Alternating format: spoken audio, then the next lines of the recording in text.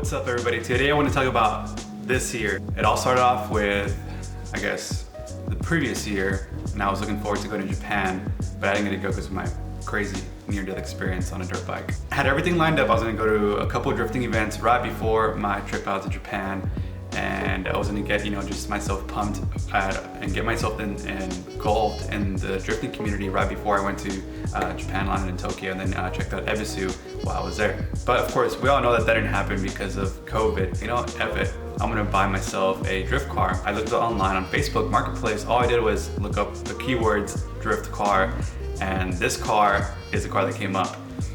The first event that I went to get a ride along in was Coda, hosted by Lone Star, and that was amazing. I got a ride along from Patrick. Thank you, Patrick, for giving me that ride along, because that really pushed me to buy that car and actually start the sport of drifting, because I always saw it as a dream, or something that I aspired to do. But I actually bought the car. I went to other drifting events and I got an interview fielding Nate Hamilton, Patrick Carson, and I asked them like, hey, what is a good drift car to start with? Just not just for me, but for my viewers. So I decided, to film that video for y'all guys, and you can check that out on this video.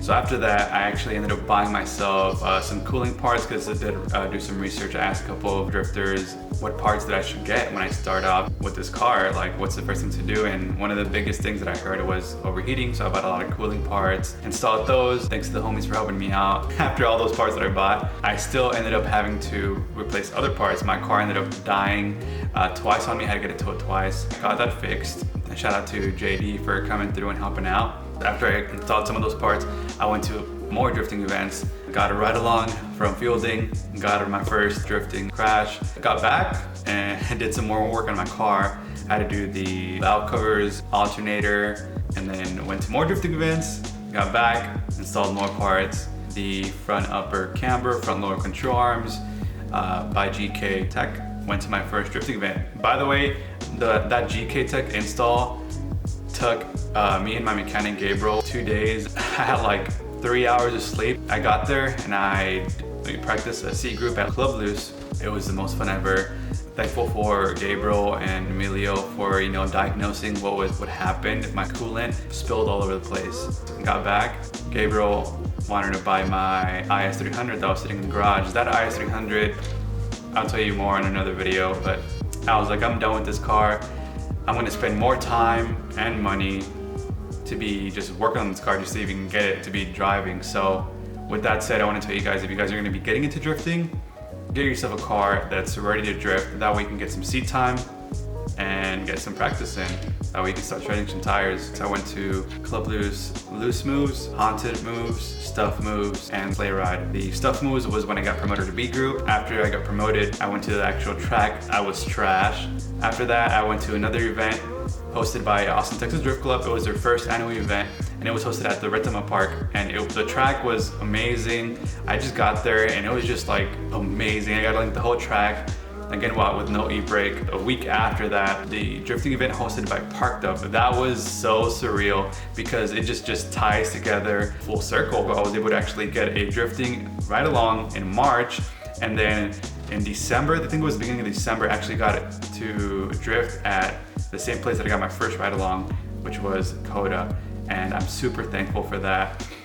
It was amazing. It was just so surreal. I was honestly super scared and nervous. I'm just glad that I didn't actually, spin out and embarrass myself. I think I spun out once, but I didn't hit any walls.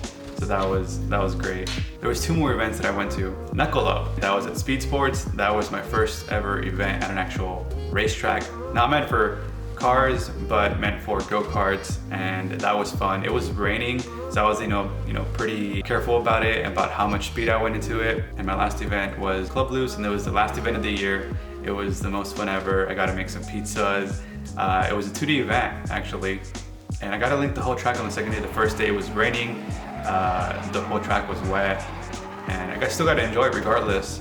After that event, I was like, I'm gonna be dedicating my life to this, and to making whatever this is that I'm doing into a career. It is very expensive, but it's all worth it, because in return I do get happiness, and that's all that matters. And I hope I inspire you guys to get into the sport of drifting, or do something that you guys have always wanted to do.